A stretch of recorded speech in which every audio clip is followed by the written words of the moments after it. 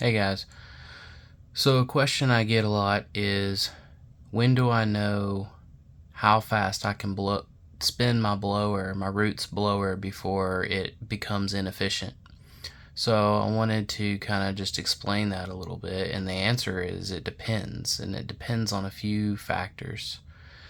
Starting temperature, how hot is it outside, what's the atmospheric pressure, and what's the humidity that day. Okay?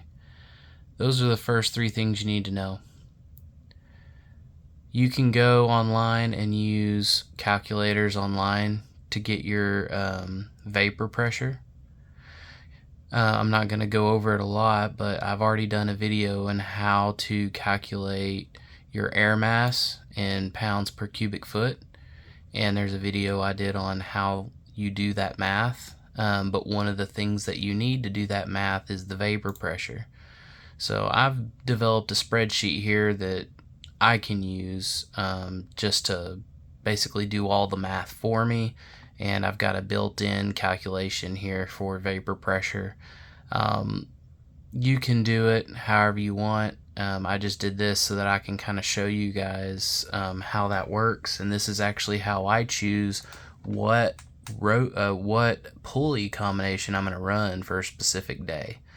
So I'll come in here, if I'm going to go drive the truck, I'll put in what's today's pressure, temperature, and humidity. And this is not the pressure that you get from the Weather Channel. The Weather Channel pressure is going to be corrected to sea level, and that's not the actual pressure that you're seeing around you. That is a corrected number used specifically for meteorological and airplanes and specific things that aren't on the ground driving. So the pressure, the atmospheric pressure, this is going to be specifically, you need to get a sensor that will tell you what it is. I've got a sensor outside. It's wireless and it goes to my phone. It tells me what actual pressure is, humidity, and temperature, and it also gives me a couple other specific numbers that I care about, but not specific for this calculation, like dew point temperature and a few other things. So the way this works is basically I'm doing an air density calculation, and I'm adding, you can take the meth off here for just a second, make that 0. So what I want to explain to you is your rotor speed is going to add temperature. So I have a real IAT column and a calculated. These are the numbers that I actually see on my IAT sensor, and this is what they should be. And a lot of that has to do with the inefficiency of heat soak whenever you're sitting at idle and that rotor is just constantly spinning with very little fuel flow and airflow. The rotors heat up on a roots blower. They just do. So these are the numbers that are on the discharge of the blower with 0 heat soak. Okay, so I did another video on how to calculate this, and I think it was the methanol injection video that I did.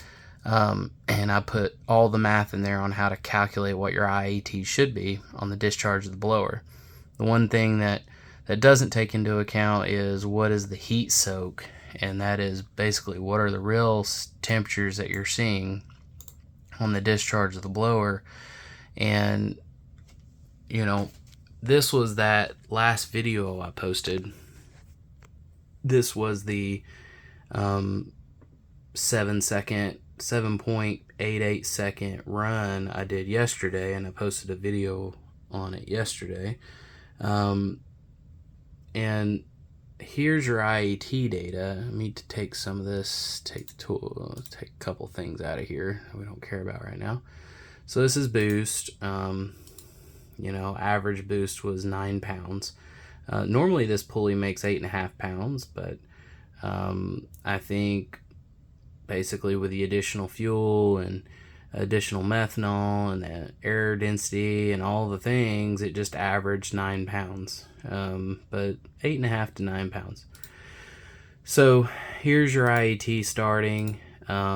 we were, you know, somewhere around 165 degrees, and it got down here to about 155, and then up here at the top got up to about 173. Now granted, there's a slight delay on these sensors. This one's a fast acting, but there's still going to be a little bit of a delay here. So the peak temperature is actually happening somewhere in here, but the sensor's just slowly adjusting. So it's like a second off here. I think this is, you know, we're talking, that's a whole second right there. So that whole gap is a second. So we're looking at half of a second of delay. So I mean, it's not too bad, too terrible. But I got up to 173 degrees. It's this number right here.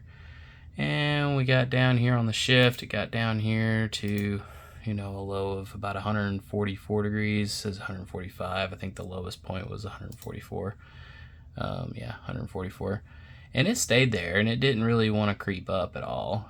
We stopped the run at 96 miles an hour, and she was at 6,200 RPM at 96 miles an hour. But the 8th mile was somewhere right in here because it was at 91, 92 mile an hour. I can't remember, but so that's that run yesterday. And the reason I bring this up is at 12 o'clock yesterday when I did that run, I put in the air density numbers. This is what I was running that day, and what I did here is these are the numbers. These are the IATs I typically see. I turned the methanol up, and if you look right here, 9 pounds, 162. Well, that's not what I saw. You know, 144 is really kind of the real number. So I've went over this before. You do this first initial hit, and all that methanol is cooling off the rotors and the blower casing, and then when you shift gears, you'll see that IATs will actually drop even more, and a lot of that has to do with loading and also the fact that the blower has been cooled off now, and so most of that methanol is actually facilitating cooling of the discharge temperature of the blower. So you'll see cooler IATs. So I'm looking at this and I'm going, okay, IATs are closer to about 144 degrees. So you can go in here and put how much additional cooling from the meth that we're seeing. And, you know, I'm going to say 10 degrees because 144 was in the second gear here. Up here, you know, this is somewhere around peak torque is around 4,900 to 5,000 RPM, and we're looking at, you know, 155 degrees. So I just put 10 degrees of additional cooling because that's kind of really the real meat of it there. You know, that's your 60 foot, you know, that's your quick launching time, and it stays there for a little bit, and it doesn't really start climbing up until, you know, it gets up to 162 degrees right before peak RPM. It makes peak powers closer down here to 6,200, 6,300 RPM, and then I run it out to 7,000. Yeah, so we're at 159 degrees right there. I think the peak RPM on this one was 69.17, so I shifted a little late, but you can see that it was on the chip here. I actually turned down my chip, so it's kind of a little bit preemptive on the anyway, that slowed me down a little bit, but I was really just data logging. I wasn't really trying to set the world on fire or anything. But anyway, so we'll stick with 150 degrees. That's pretty much close enough to what real IATs were on the average for the run. And one way I'm doing that is, you know, you can put in your throttle position. When did I put my foot to the floor? So right here. And we can just take that all the way to right before I let off of it. Okay. And I can hit this button here. And then hit this button here.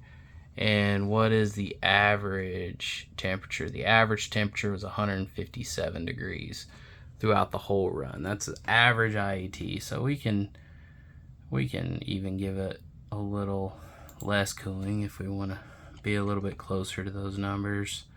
But there we go, 157 degrees.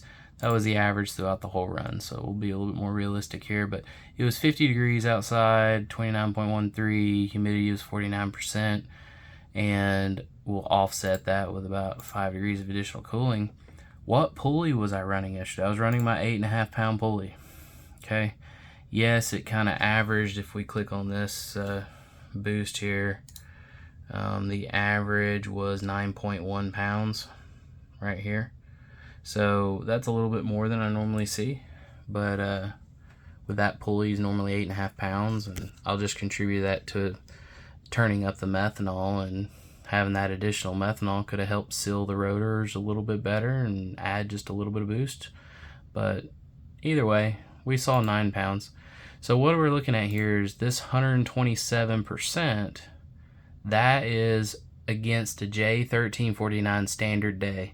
So this is the standard that every manufacturer that builds cars, this is what they build to, is the J1349 standard. So that's 0.072 pounds per cubic inch. That's what they correct all their stuff. I did videos on that. So what this is this how much of a percent day? So the density outside was 0.0921. That's not outside. This is discharge of the blower. So the way I've got this set up here is this blue will highlight at the highest air density, the best rotor the best rotor speed for the blower, the most optimum to get the highest amount of air density. So this is why I was running 8.5 pound pulley yesterday. If for example it's 20 degrees outside, let's say it's 30 degrees outside, now a 10 pound pulley, 10 pounds of boost pulley has the highest density, assuming atmospheric pressure and humidity is the same, and usually those will change a little bit with temperature. But just for sake of argument, now what if it's hot outside? What if it's 90 degrees outside? It's a hot summer day, you know, it's 70% humidity outside, and atmospheric pressure, usually 29.6 is pretty average. Look at that, 4.5 pounds of boost. That means if I'm running my 8.5 pound pulley right here, the air density is actually less than the normal day, than a J1340. So that means in order for me to get the highest amount of air density, I need to run my 5 pound pulley that I have. So in the summer, I run my 41 tooth pulley. That makes about 5 pounds of boost. I've got a 67 tooth lower pulley on the crank, and I have a 41 tooth. These X's right here are next to the boost levels that I can get with the pulley combinations that I have. So it makes 5 pounds, and that's a 41 tooth, and this is a 35 tooth, and this is a 33 tooth, and this is a 29 tooth. And just because it bothers me to not have these look all the same, there you go. And then I have a 67 tooth on the crank. So that's like 1.56 to 1, 1.91 to 1, 2.03 to 1, and I think 2.31 to 1. That's how quickly it's spinning the blower. So the reason why I wanted to make this video is a lot of guys will run the same pulley all the time, and they're wondering why in the summer they're making less horsepower. Well, you turn the blower slower, you're gonna make more horsepower every time.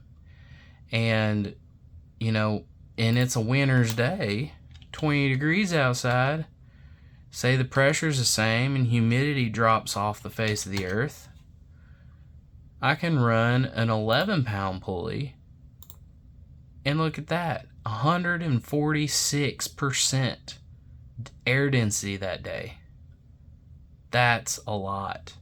And that right there, so if we plug this in over here, so temperature, let's say that's 152, 152.5, because that's what the real IATs show. Humidity, let's 40%. And boost, look at that, that highlighted said 11 pounds is the best. And we'll put 29.6 here as air density. So let's make sure those numbers match. 0.1053, 0.1053 pounds per cubic inch. And I'll come down here, how many RPM am I running? The blower size. Normally I make peak power around 6,300 RPM on my combination. Whenever I'm running this pulley ratio of 1.91 to 1, 11.8 to 1 is my AFR. It takes about 100 horsepower to turn it at this rotor speed at this RPM. And look at that. We're just going to say it makes 592 horsepower, should make 592 at the crank, 85% drive, 15% drivetrain loss. This is my target horsepower whenever I go to the dyno next, is 500 rear wheel horsepower. And if I had an air density day like this, I can get away with my 8.5 pound pulley. Well, we can even say 9 pound pulley after this run yesterday. 8.5 to 9 pounds, and I can make my target without running my 11 pound pulley. When I took it to the dyno last time, I made, and I even put it down here for you guys, when I made 464 horsepower at 11 pounds of boost, the air density that day was 0.0895 pounds per cubic inch. So if I were able to run it up here, that's 0.1053 pounds per cubic inch. That's huge. So I can run less boost at the same RPM with cooler discharge IATs and make more horsepower. So, Gail Banks was one of the, big giants in the automotive industry that first said, the boost gauge is dead to me. And he's absolutely right. If you do these vapor pressure calculations, look at this. This number right here, this 3.9449 PSIA that I've got highlighted right there, that means that 3.9 pounds of that 11 pounds of boost right there is not contributing to horsepower production. So if I come over here and just say 11 pounds of boost minus that 3.9449 whatever, that's how much boost is contributing to actual horsepower production. And that's just based on this discharge temperature. If I'm able to put even more methanol in there and I'm able to get this down to 100 degrees Fahrenheit, which you would not be able to do and maintain everything else the same, but just for, talking points, now 10 pounds of that 11 pounds of boost is doing work to make horsepower. And then you saw down here, it went from 500 horsepower to 590 by changing temperature. Let's go back up here, back up. By changing temperature from 152, so dropping temperature 52 degrees more. Look at that. That is astronomical. That's almost 90 rear wheel horsepower just by dropping 50 degrees IAT. Now, assuming humidity and pressure and all of the other things stayed the same, that would be astronomical. And that is why intercoolers make so much more horsepower.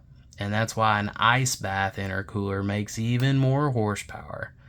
I mean, I can make almost 600 rear wheel horsepower if I could get 20 degrees in the inlet track. So, just food for thought. I wanted to show you guys this, that how fast you turn your roots blower is dependent on these factors here. How hot is it outside? What's the ambient pressure?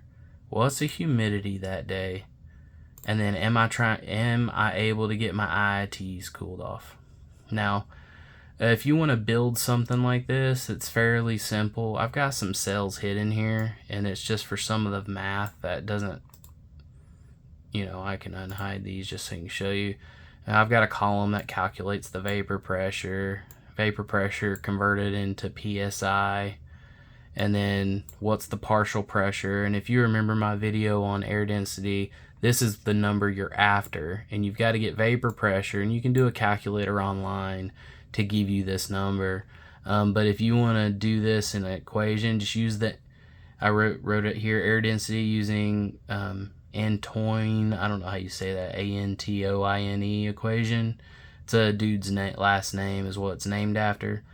This 33.8 to 212 degrees Fahrenheit, these ABC numbers, if you look up how to do that formula, these are the ABC numbers you need to use if you want to be inside this.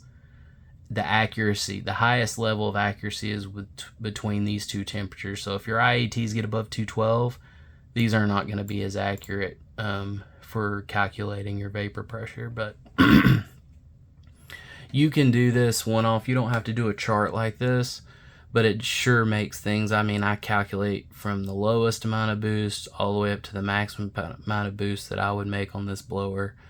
And that way I can see them all, and it's like a running line here. So let me re-hide these. So again, all you got to do is look at my video on air density, how to calculate air density. I think it's the title of it, I think, is how much horsepower am I capable based on different atmospheric conditions. Watch that video if you haven't seen it. That I go through all the math on how to calculate this air density number here that's in this column. And then this percent day is just telling you how much percent more than the J1349 standard am I able to put inside the intake manifold at the discharge of the blower. And that's taking into account IATs. And you can run these calculated IATs, but you really need real IAT data to see the heat soak. Because there's a big difference in horsepower between 79 degrees and 115 degrees. There just really is. So this is my target, 503 rear wheel horsepower or more. Yeah, that's it. So you guys out there with a Roots blower, you can put too much pulley on it, and you can heat up the air too much. And make less horsepower. So again, summer's day, 80 degrees. If you're running that blower on a 10-pound pulley, you're making less horsepower than you would if you turned it slower. It's all about air density. Air density is king. And you can see this, I have this turning red, anything above 200 degrees, because this is your detonation city. Anything above 200 degrees, you're not going to be able to retard the timing enough, and it's going to start detonating, pre-igniting. So stay away from IATs greater than 200 degrees. Anyway, that's all I got. Have a good one.